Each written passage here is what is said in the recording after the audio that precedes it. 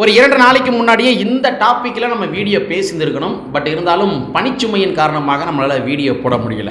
சரி, நெருங்கும் சட்டமன்ற தேர்தல். ஒவ்வொரு அரசியல் கட்சிகளுமே தங்களுடைய அரசியல் நிலைப்பாடுகள்லாம் அறிவிச்சுக்கிட்டே இருக்கிறாங்க. இப்போ கூட தமிழக வாழ்வுரிமை கட்சியினுடைய வேல்முருகன் அவர் பகிரங்கமாகவே ஒரு ப்ரெஸ் மீட்டில் பேசுகிறார். அதாவது இன்றைக்கி இருக்கிற சிட்டிங் அமைச்சர்கள் எங்களை சரிவர மதிப்பது கிடையாது.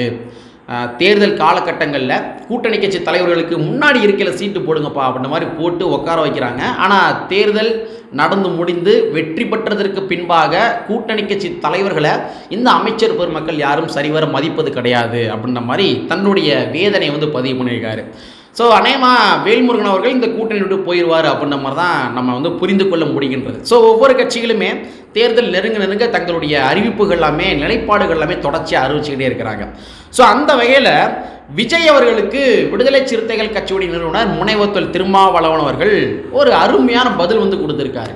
இதை அருமையான பதில் எடுத்துக்கலாம், அறிவுபூர்வமான பதில் கூட எடுத்துக்கலாம், இல்லாட்டி ஒரு அதிரடியான பதில் எடுத்துக்கலாம், இல்லாட்டி ஒரு தம்பிக்கு அண்ணன் கொடுத்த ஒரு பதில் அப்படின்னு கூட எடுத்துக்கலாம். ஸோ அந்தளவுக்கு ஒரு அருமையான பதில் கொடுத்துருக்காரு. ஸோ விஜய் அவர்களுக்கு மட்டும் திரும்ப அவர்கள் இந்த பதிலை சொல்லலை, இன்னும் ஒரு சில நபர்களுக்கும் கூட அந்த பதில் கொடுத்துருக்காரு. மறைமுகமாக இலைமறை காயா சொல்லியிருக்காரு. அதான் மக்களே, தமிழக வெற்றி கழகத்தினுடைய விஜய் அவர்கள் எங்கேயுமே விடுதலை சிறுத்தைகள் கட்சியை விமர்சனம் பண்ணது கிடையாது. அதே மாதிரி கம்யூனிஸ்ட் கட்சிகளை விமர்சனம் பண்ணது கிடையாது. இதர பின்ன கட்சிகளை விமர்சனம் பண்ணது கிடையாது. அவருடைய அரசியல் எதிரின்னு பார்த்தோம்னா திராவிட முன்னேற்ற கழகம், கொள்கை எதிரி அப்படின்னு பார்த்தோம்னா பாஜக அப்படின்றத பகிரங்கமாகவே ஓப்பனாக அறிவிச்சிட்டாரு. இந்த மாதிரி அவர் அறிவிச்சிருக்காரு. பட் அப்படி இருந்த போதிலும் கூட விடுதலை சிறுத்தை கட்சியை சார்ந்தவர்கள் இருக்காங்க இல்லையா, அவங்களுடைய ஃபேக் ஐடிஸ் மூலமாக விஜய் அவர்கள் மேலே தாக்குதல் ஏற்படுத்துகிறாங்க சமூக வலைத்தளங்களில். அதே மாதிரி கம்யூனிஸ்ட் கட்சிகளுடைய ஃபேக் ஐடிஸ் மூலமாக நம்ம இவங்க இருக்காங்க இல்லையா, தமிழக வெற்றி கழகத்து மேலே தாக்குதல்களை ஏற்படுத்துகிறாங்க. விஜய் எங்கேயுமே கம்யூனிஸ்டையும் விடுதலை சிறுத்தை கட்சியும் விமர்சனம் பண்ணது கிடையாது. ஆனால் விடுதலை சிறுத்தை கட்சியினுடைய ஐடியின் பேரில் ஃபேக் ஐடிஸ் கிரியேட் பண்ணி, அதே மாதிரி கம்யூனிஸ்ட் கட்சியினுடைய ஐடிக்களில் ஃபேக் ஐடிஸ் கிரியேட் பண்ணி விஜயை ஒருமையில தாக்குகின்ற காட்சிகள்லாம் சமூக வலைத்தளங்களை பார்க்க முடிகின்றது. ஸோ இது திட்டமிடப்பட்டு ஏவப்படுகின்ற ஒரு செயல் திட்டங்கள் மாதிரி தெரியுது. ஸோ இதன் மூலமாக என்ன தெரியுது அப்படின்னா, திராவிட முன்னேற்ற கழகத்து மேலே இருக்கிற அந்த ஒட்டுமொத்த எதிர்ப்பு வேகம் இருக்கு இல்லையா, அந்த வேகம் எல்லாத்தையுமே நார்மலைஸ் பண்ணுவதற்காக யாரோ திட்டமிட்டு விடுதலை சிறுத்தை கட்சியினுடைய ஐடியின் பேரில், கம்யூனிஸ்ட் கட்சியினுடைய ஐடியின் பேரில் குறுக்க புகுந்து அந்த அடியை, அதாவது திமுக மேலே விழுகின்ற அடியை எங்கள் மேலே கொடுக்கப்பட்டப்போ டைவர்ஷன் யாரோ திட்டமிட்டு பண்ணுறாங்களோ அப்படின்ற மாதிரி தான் தோணுது. ஸோ அந்த மாதிரி நபர்களுக்கு தான் விடுதலை சிறுத்தைகள் கட்சியுடைய நிறுவனர் முனைவர் திருமாவளவன் அவர்கள் ஒரு சூப்பரான பதில் கொடுத்துருக்காரு. அந்த பதில்கள் என்ன அப்படின்றத இந்த காணொலியில் கொஞ்சம் டீட்டெயிலாக பார்த்துடலாம். நண்பர் அனைவருக்கும் இளம்பெருவழுதியின் இனிய வணக்கம். நாங்கள் படி பார்த்துட்டோம், இனி ஜென்மத்துக்கும் எங்களால் குனிய முடியாது. அதனால நாங்க சண்டை போட போறோம். விஜய் அவர்களுக்கு விடுதலை சிறுத்தைகள் கட்சியுடைய நிறுவனர் முனைவர் திருமாவளவன் அவர்கள் என்ன பதில் கொடுத்துருக்கிறாரு அப்படின்றத பார்ப்பதற்கு முன்னாடி முதல்ல ஒரு சின்ன தரவுகளை பதிவு பண்ணிடுறேன். கடந்த 2018 வருடம் கொரோனா ஊரடங்கு காலகட்டம். அந்த காலகட்டத்தில் விடுதலை சிறுத்தைகள் கட்சியினுடைய விடுதலை கலை இலக்கிய பேரவை அப்படின்னு சொல்லி ஒரு பேரவை இருக்குது. அந்த பேரவையில் கவிஞர் ராமதாஸ் சென்றாயன் சொல்லி ஒரு பொறுப்பாளர் இருக்கார். அவர் என்ன பண்ணுறாருன்னா, அந்த கொரோனா ஊரடங்கு காலகட்டத்தை ஒரு பயனுள்ள காலகட்டமாக மாற்றுவதற்காக ஒரு கட்டுரை போட்டி வைக்கிறாரு. அதாவது அமைப்பாய் திரள்வோம் புத்தகம் இருக்கு இல்லையா, திருமாவர்கள் எழுதிய அமைப்பாய் திரள்வோம் புத்தகம், அந்த புத்தகம் சம்பந்தமாக ஒரு திறனாய்வு கட்டுரை போட்டி. அப்போ எல்லாருமே வீட்டில் இருந்து அந்த புத்தகத்தை ஃபுல்லாக படித்து ஒரு திறனாய்வு எழுதி மெயில் அனுப்புங்க அப்படின்ற மாதிரி ஒரு ஃபேஸ்புக்கில் ஒரு தகவல் பரவுது.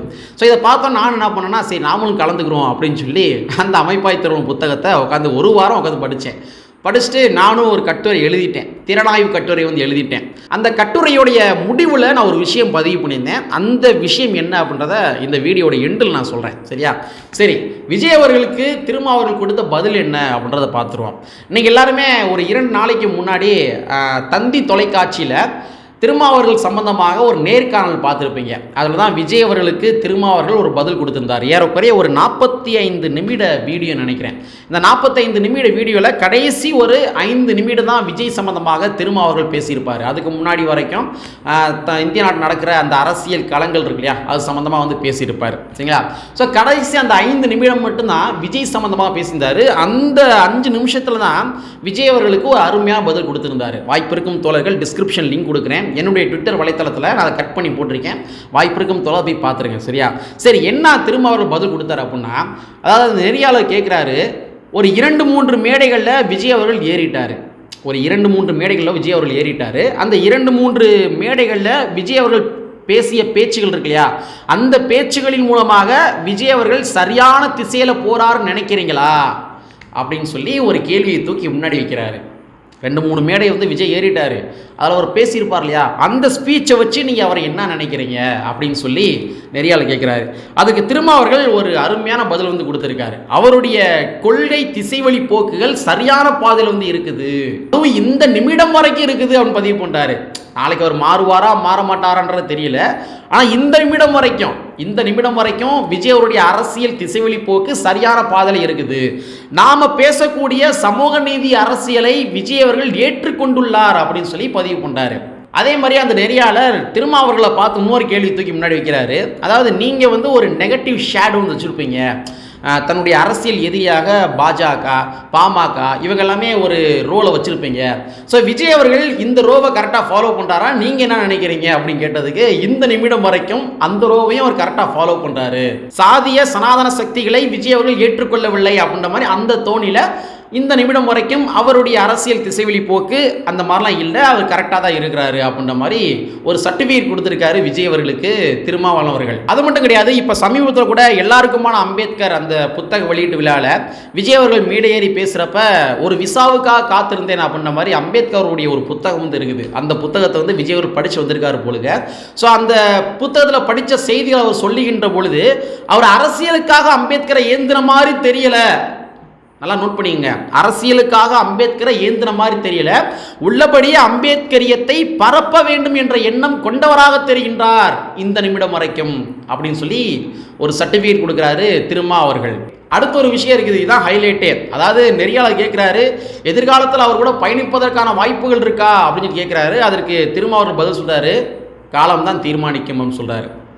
ஏன்னா இந்த நிமிடம் வரைக்கும் அவருடைய அரசியல் திசைவெளி போக்கு சரியா இருக்குன்னு பதிவு பண்றாரு. ஆனால் எதிர்காலத்தில் எப்படி மாறும், எப்படி மாறக்கூடிய நபராக இருப்பார் அப்படின்றது யாருக்கும் தெரியாது இல்லையா. ஸோ அதை மனசில் வச்சு காலம் தான் பதில் சொல்லும் அப்படின்ற மாதிரி திருமாவர்கள் நச்சுன்னு ஒரு அருமையான பதில் சொல்லியிருக்காரு, அறிவுபூர்வமான பதில் சொல்லியிருக்காரு. ஒரு தம்பிக்கு அண்ணன் கூறுகின்ற ஒரு பதிலை போல திருமாவர்கள் விஜய்க்கு பதில் கொடுத்துருக்காரு அப்படின்றத நம்ம இதன் மூலமாக எடுத்துக்கலாம். ஸோ ஒட்டுமொத்தமாக இந்த நேர்காணலை மையப்படுத்தி நமக்குன்னு ஒரு சில பார்வைகள்லாம் இருக்கு இல்லையா, அந்த பார்வை என்ன அப்படின்றத பார்த்துருவோம். அதாவது யாராக இருந்தாலும் சரி, திருமாவர்கள் அரசியலுக்காக ஒருபோதும் பேச மாட்டார். தன்னுடைய கொள்கை எதிரியாக இருந்தாலும் சரி, தன்னுடைய அரசியல் எதிரியாக இருந்தாலும் சரி, அவங்ககிட்ட இருந்து ஏதாச்சும் நல்ல விஷயங்கள் வெளிப்பட்டுச்சு அப்படின்னா அந்த நல்ல விஷயத்தை பாராட்டுவார். நீங்கள் மற்ற எந்த கட்சியும் எடுத்துங்களேன், தன்னுடைய கொள்கை எதிரி, தன்னுடைய அரசியல் எதிரி இருக்காங்க இல்லையா, அவங்க என்ன செஞ்சாலும் தப்புன்னு சொல்லுவாங்க. அவங்க நல்லதே செஞ்சாலும் எதிர்கட்சியாக இருக்கின்ற நபர்கள் என்ன பண்ணுவாங்கன்னா அவங்க செய்கிறவங்களும் தப்பு தாங்க அப்படின்னு மாதிரி சொல்லுவாங்க. ஆனால் திருமாவர்கள்ட்ட அந்த விஷயம் அப்படி இருக்காது. பாஜக ஒரு நல்லது செஞ்சாங்க அப்படின்னா வரவேற்கிறேன்னு சொல்லுவார், பாமக ஒரு நல்ல விஷயம் செய்கிறாங்க அப்படின்னா வரவேற்கிறேன்னு சொல்லுவார், அண்ணா திராவிட முன்னேற்ற கழகம் நல்ல விஷயம் பண்ணுறாங்க அப்படின்னா நான் வரவேற்கிறேன் அப்படின்னு சொல்லுவார். ஸோ யாராக இருந்தாலும் சரி அரசியலுக்காக அவர் வந்து பதில் சொல்ல மாட்டாப்ல, உள்ளபடியே நேர்மைகள் இருந்தால் அவர் கண்டிப்பான முறையில் பதில் சொல்லுவார். இதை எதற்காக சொல்கிறேன் அப்படின்னா, நீங்கள் சமூக வலைத்தளங்கள் எடுத்துங்க, விஜய் அவர்கள் தன்னுடைய கொள்கை ஆசானாக தந்தை பெரியார் அவர்கள் வந்து அறிவிச்சிடுறாரு. உள்ளபடியே யாராக இருந்தாலும் சரி உண்மையான பெரியாரசுகள் என்ன பண்ணோம், அப்பாடா விஜய் ரசிகர்கள்ட்ட போய் நம்ம முடிஞ்ச அளவுக்கு என்ன பண்ணலாம் அப்படியே சேர்க்கலாம்டா அப்படி தான் நினைத்திருக்க வேண்டும். ஆனால் மாறாக சமூகத்தில் இயங்கிக் கொண்டிருக்கின்ற பெரியாரசுகள் என்ற போர்களில் இருக்கின்ற நபர்கள் என்ன பண்ணுறாங்க அப்படின்னா, விஜயை வந்து எந்த அளவுக்கு கீழே போய் தரம் தாழ்ந்து விமர்சனம் பண்ண முடியுமோ அந்த அளவுக்கு தரம் தாழ்ந்து விமர்சனம் பண்ணுகின்ற காட்சிகளை நம்மளால் பார்க்க முடிகின்றது. ஏங்க உள்ளபடியே உண்மையான பெரியாரிஸ்ட் வந்து பெண்களை இழிவுபடுத்தி பேச மாட்டாங்க.